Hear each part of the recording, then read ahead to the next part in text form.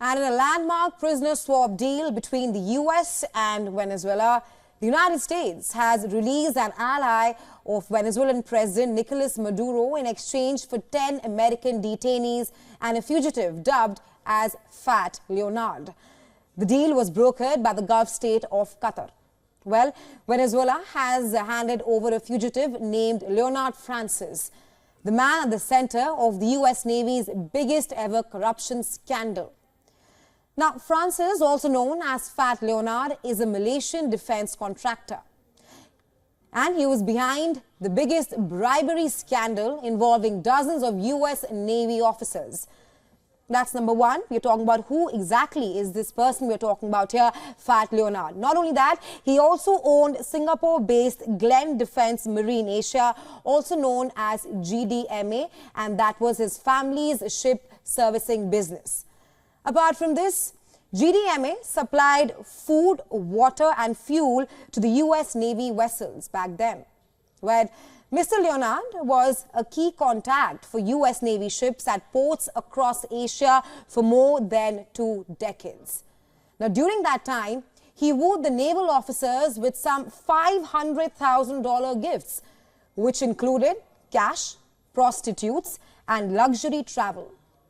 And that too from Thailand to the Philippines, that kind of luxury travel that he offered to the naval officers.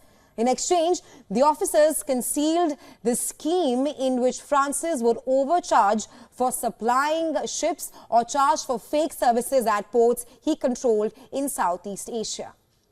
The officers passed him classified information and sometimes even went so far as redirecting military vessels to the ports that were extremely important for his Singapore-based ship servicing company. Well, US President Joe Biden made this very decision to free Alex Saab, the one-time confidant of socialist leader Maduro, who the United States accuses of laundering money for Venezuela. Alex Saab, a close ally of Maduro, was taken into custody in 2020 when his private jet touched down in Cape Verde for a refuel. Well, the businessman has been at the center of accusations involving kickbacks, massive corruption and hoarding black money using a government corruption scheme. Well, according to the US Justice Department, that is, all these allegations. Apart from this, Saab and his associate transferred more than $350 million to foreign accounts as well. Saab built prosperous businesses in Colombia's textile industry. And in his early career, he collaborated with Alvaro Pulido, who is a drug trafficking Colombian billionaire who invited him to Venezuela for business endeavors in the future. Well, Maduro, on the other hand, celebrated the return of Alex Saab as a triumph for truth. Saab thanked the Venezuelan leader and said that today the miracle of freedom, the miracle of justice has become a reality. And when asked about a deal to release an ally of President Maduro in exchange for prisoners in Venezuela, this is what Biden had to say. Take a listen. It's okay because they've freed American people who were held illegally, and we made a deal with Venezuela at the whole free election. So far, they've maintained their requirements, and that's it. The White House named 4 of the freed Americans as Joseph Cristela, Yevon Hernandez, Gerald Kinnan-Moore and Savio Wright. Also among those freed were former U.S. soldiers Luke Alexander Denman and Ariane Berry, who were serving 20 years imprisonment for a botched armed invasion into Venezuela in 2020. The detainees were welcomed by U.S. Secretary of State Antony Blinken and U.S. U.S. Security Advisor Jake Sullivan. Well, Washington has been easing the pressure on the leftist Venezuelan government while it pushes for progress on democracy, agreeing in October to scale back oil and gas sanctions.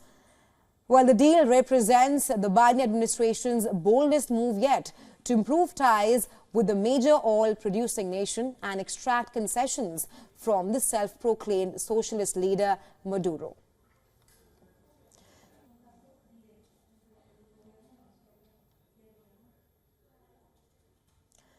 And for more on this, our correspondent Susan Tehrani sends us this report from New York. Take a look. According to reports, U.S. officials said that Qatari officials helped and played a role in facilitating the prisoner swap between the United States and Venezuela, which took months to complete. Venezuela's Maduro regime presents a vexing geopolitical challenge in America's backyard. First of all, because it is the source of the largest migrant crisis in the Western Hemisphere, but also because of its close relations with Iran and Russia. During the Trump administration, the U.S. indicted Maduro and other high-ranking Venezuelan officials on charges of crimes related to narco-terrorism, money laundering, as well as drug trafficking.